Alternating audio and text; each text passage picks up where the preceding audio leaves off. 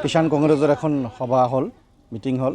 তো তাতে আমাৰ বিভিন্ন ধৰণৰ আমাৰ কিষাণৰ কৰ্মীসকলে আজি একত্ৰিত হৈছিলোঁ, হৈ অলপ মিটিং কৰিলোঁ আৰু বিভিন্ন ধৰণৰ আলাপ আলোচনা হ'ল, সাংগঠনিক আলোচনা হ'ল।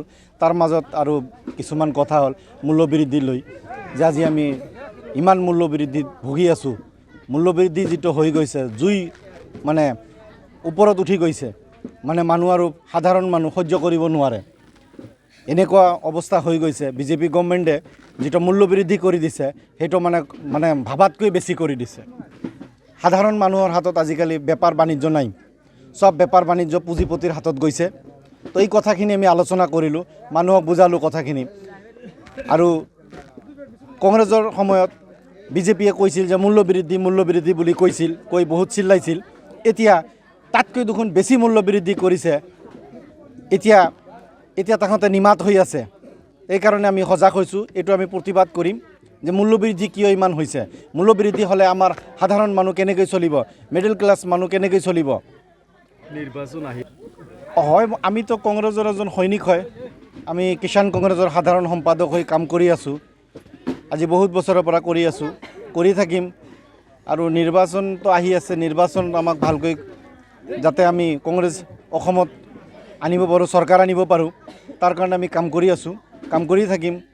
যিমান যুঁজিব লাগে সিমান লৈ আমি যুঁজিম। আপুনি দাবীদাৰ নেকি? দাবীদাৰ আছোঁ, ইচ্ছা আছে। জনসাধাৰণে কৈ আছে যে আপুনি ৰাজনীতিত আহক, আপুনি আমালোকক বিধায়ক ৰূপ হিচাপে আপোনাক দেখিব বিচাৰিছোঁ। আমি জনসাধাৰণে বিচাৰি আছে, সেই বুলি আমিও আশা ৰাখিছোঁ যে যদি দলে আমাক টিকেট দিয়ে তেতিয়া আমি বিপুল ভোটে জয় হ'ম।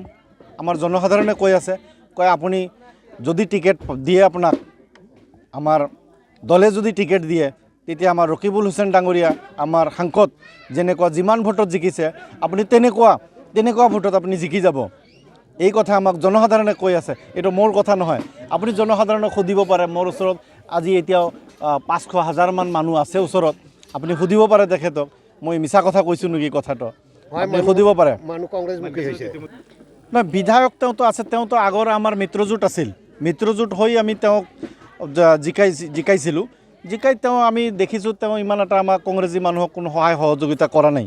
যিটো কৰা নাই সেইটো সঁচা কথা, মই কমে। সেইটো কোনোবাই বেয়া পালেও মই সেইটো নাভাবোঁ। কথা হ'ল, তেওঁ ইমান এটা মানুহক সহায় সহযোগিতা কৰা নাই আমাৰ কংগ্ৰেছী মানুহক। তো সেই বুলি তেওঁক আমি ব্যৰ্থ MLA বুলি সেইটো ক'ব পাৰিম আৰু ক'ব পাৰোঁ হয়তো, কাৰণ সি আমাৰ কংগ্ৰেছী কোনো মানুহক সহায় কৰা নাই। মানুহৰ মই য'ত যাওঁ ততে শুনা পাওঁ যে না, আমাৰ বিধায়ক কেতিয়া ইয়াতে আহি আমাৰ হালত সোধা নাই, কেতিয়াও সোধ-পোছ কৰা নাই যে আমাৰ জনসাধাৰণ ৰাইজ কেনেকৈ আছে। আৰু এটা বেছিকৈ দুখৰ কথা, যিটো হ'ল আমাৰ 21 কিলোমিটাৰ মানগাছৰৰ পৰা হাটশিঙিমাৰীৰ এটা ৰাস্তা। এই ৰাস্তাটো তেওঁ ভালকৈ লাগিলে নিশ্চয় হৈ গ'ল হয়। সেইটো এটা আমাৰ দুখ। সেইটো আমি কেনেকৈ আৰু দুখটো জনাম আৰু কি ক'ম, মই বহুত দুখৰ কথা। চৰকাৰে আমাৰ চাউথ চালমাৰা জিলাত কোনো গুৰুত্ব নিদিয়ে।